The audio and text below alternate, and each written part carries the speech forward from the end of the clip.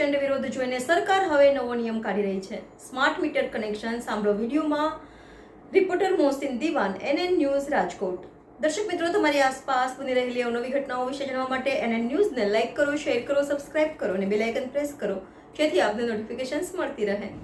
ગુજરાતની જનતાનો પ્રચંડ વિરોધ જોઈને સરકાર હવે એક નવો પેતરો કરવા જઈ રહી છે કે અમે બંને મીટર સાથે લગાડશું, એના યુનિટ રીડિંગ વગેરે જોશું અને પ્રોબ્લેમનું સોલ્યુશન લાવશું। મારો ખાલી એક જ સવાલ છે કે જો આ પ્રોબ્લેમ એ પછી પણ જેમની એમ રહી તો શું ખાતરી અને બાહેંધરી છે કે પછી તમે આ સ્માર્ટ મીટર નામનું ગતકડું પાછું અમારા ઘરેથી લઈ જશો અને અમારું જે મીટર હતું એમનું એમ રહેવા દેશો? કોઈ કંપની, કોઈ સરકાર આવી લેખિતમાં બાહેંધરી આપશે નહીં, માટે આ પેતરામાં ફસાવાની જરૂર નથી। અને બીજી વાત, અમારો વિરોધ તમારા પ્રોજેક્ટથી છે, જે કહે છે કે વીજળી હવે પોસ્ટપેડમાંથી પ્રીપેડ થઈ જશે।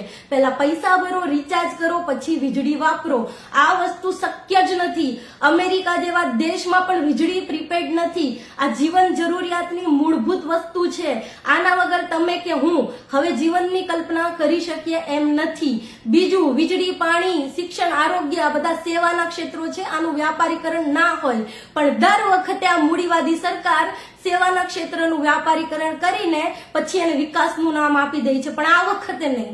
આ વખતે આ લડાઈ આર પારની છે, જનતા અને સરકારની છે।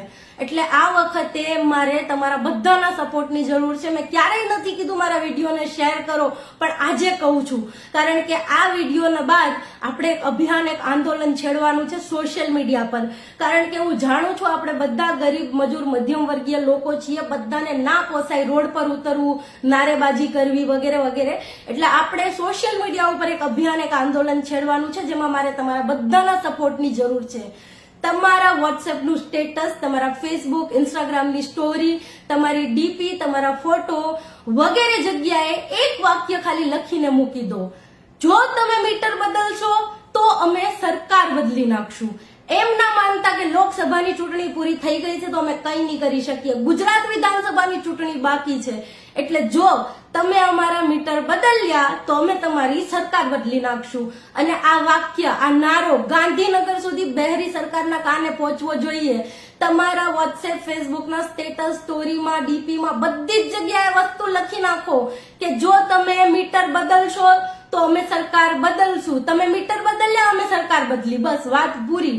અને એ સિવાય પણ જો આનાથી વધારે તમે કંઈ કરી શકો તો તમારા બાળકોની જે ડ્રોઈંગની નોટબુક હોય ને એમાંથી પેજ ફાડીને સ્કેચ પેનથી એમાં પણ લખો, જો મીટર બદલ્યા તો સરકાર પણ બદલાશે। અને 200-400 રૂપિયાનો ખર્ચો કરી શકો ને તો એક નાનકડું પોસ્ટર બનાવીને પણ ઘરની બહાર લગાડી દો, સેમ વાક્ય, મીટર બદલશો તો સરકાર બદલાશે।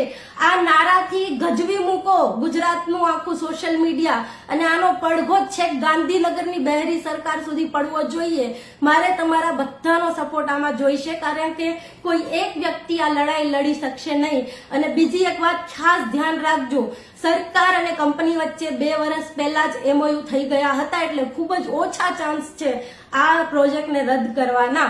માટે આ લડાઈ ખૂબ જ આપણે જોર દઈને લડવી પડશે, તો જ આપણે આમાં સફળ થઈ શકશું। માટે આજથી, અત્યારથી આંદોલનમાં, આ અભિયાનમાં મારો સાથ આપજો, વિડીયોને બને એટલો શેર કરજો, લોકો સુધી પહોંચાડજો અને ગજવી મૂકો સોશિયલ મીડિયાને કે જો મીટર બદલ્યા તો તમારી સરકાર બદલી જશે।